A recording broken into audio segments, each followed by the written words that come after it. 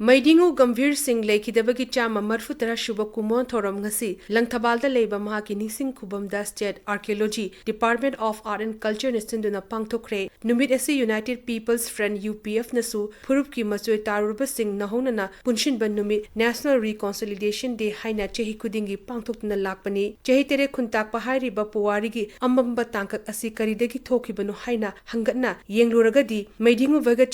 nonga khrabada mahaki macha singi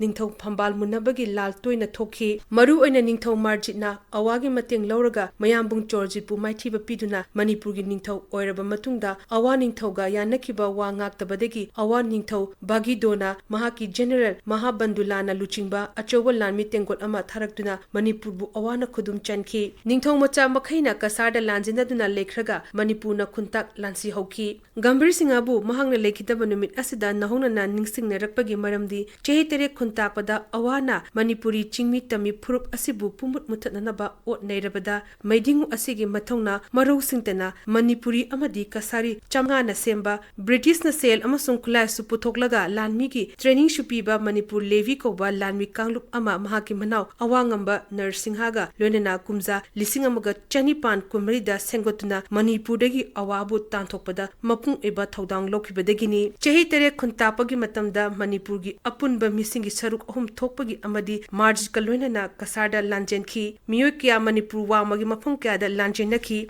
Masing Yam Lava Miokiana Manipurgi Nong Tup Sing Sang da Changjapam Loki, Mio Lishin Kayabuna, Lanpa Oina Barmada Puki, Machina Maram Ojuna Imphal Tampakta Mio Lishin Tera Rom Natraga, Yum Lising Ani Rom the Maknaihoki, Chehi Tere Kuntakpa Manung the Tokiba, Awagi Mio Minegi Tokdok Sing, RB, Bebertongi reporter, Marankaina Pali, Asikumba Manipur Puwarigi Chireba Tanza Asidani, Ningthem Hera Chandrana, Chingdegi Manipur Tampakta Kumtharakduna, Chingmi Tamigi Apunba, Garila Kupu Sengwatlaga, Awaga Lanteng Nakiba, Ngasigi Mirol Asina Chehi Tere Kuntakpa Buhek Ningsing Nariba Makai, Meidingu Ghambhir Singh Amasung Narsingha Galonana, Makoi Anina Sengot Chakiba Manipur Levi Lanmi Changa, Dakuning Tau Hargane Hena Kangnakiba Ningthem Chahera Chandra Amasung, Mahaka, Nakna Loinaduna, Awabu Manipuregi Tantoknaba, Lantengda Achobo Todang Longminakiba, Angom Subhanat, Akoijam Khamba, Elangba Amu, Mayengba Shyam, Moirang Themba, Labanga Loinana, Ningtam Lan Aduda Saruk Yakiba Amadi Tawaikat Kiba Puwarida, Lachan Haudraba Chingmi Tami Ichil Inausing, Adubusu Koklamba Yaroi, Ashum na Hera Chandrana Garila, Lantengna, Awabu Mayok Naringai, Amaromdana Ghambhir Singh Amasung Narsinghana, Manipur Levi Puduna, Laglaga Awabu Ninti Turel Wang Malana, Toktoki, Lanpam Asida Ghambhir Singhana, Lokiba Tokdang Adubu Singtharaduna, Captain Grant na Hairami, Lansida Mahang Sinakiba Loshing, Wakal Amasung Tabaksing Asina, Aikoina Hana Kalamba Mahaki Madam Cheki Tazabasing Adu, Jumi Haiba Takle, Aduga, Top Kimating Yaudana, Matongna Sinaraga Mapangan Kalaba, Yeknabana, Lanban Shadna Leram Laba Lambu, Tugaiba Asidi, Mahaki Matik Jab Amadi, Mapangal Kanbagi Kudam Amani, Aduga, Mahaki Tungda, Lakadaba Singisu, Achoba Kudam Amani, Pembertonasu, Ghambhir Singhagi Madam the Ashum the Haiki,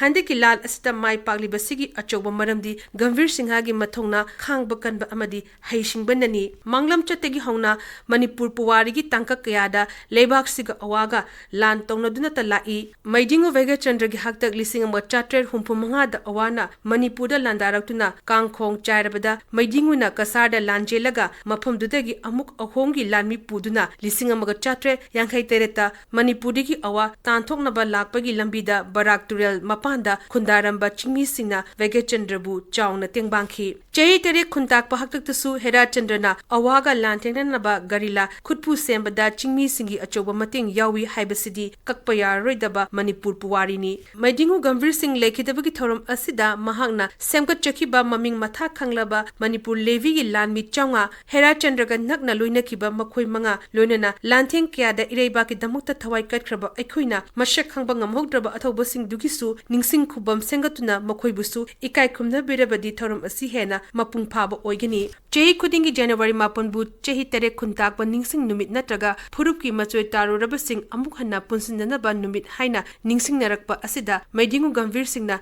Nongaki Numit, January Mapan Asida, Pangtok Narakpagi, Wakalon Amadi, Nungi Wafam Karino Tiru Rabadi Puning Nusiningaini. British ki Thausilagi Manipurgi Ojeramba, Kiampok, Lamzao Natraga Kabo Tampapu, Barmada, Sandoki Numit Kumza, Lising Amaga Chani Pankuntra Mariki, January Mapan Asidani, Tamoi थमोय कायबदगी Meidingu Ghambhir Singh hana nongakhiba Manipur puwari na ichel letriba makhaidi chehi tere khuntakpada kangkhul mutke taruraba Manipur phurupu kanbiduna lebak sibu nahona na sengat piramba Meidingu Ghambhir Singh amasung magi thabak singbu chingmi tami khudingmakna kokthopam thokte loinana chehi tere khuntakpa haktakta Manipur maithiba nangkiba adushu matamdugi ningthong macha maselgi marakta lingzel manataba khaibung tanabadagi yengnabana khudong chaba lokhibani amasung lising chani parmar fura mathoida Manipurbu British na loi chen ki badusu hairi bamaram asimakta dagini aikoi mashel pukchel tinadabagi khudong chaba logduna mirei bagna thengkhang kharada irei bagi ningtamba puwargi ichel khaklurabasu chingmi tami ani punchin naduna khongpham amatada lepminaba mikuptuda lebaki ningtamba puwargi ichel yeknabana marak thatpa ngambadi lairedana hanadigi hena safukanna ithak iraw kholgalunana chenthabang ngamki haibasimadi chehi taret khuntakpa ningsingbana chingburoi tamburoi singda piba ningsing paujel oihorani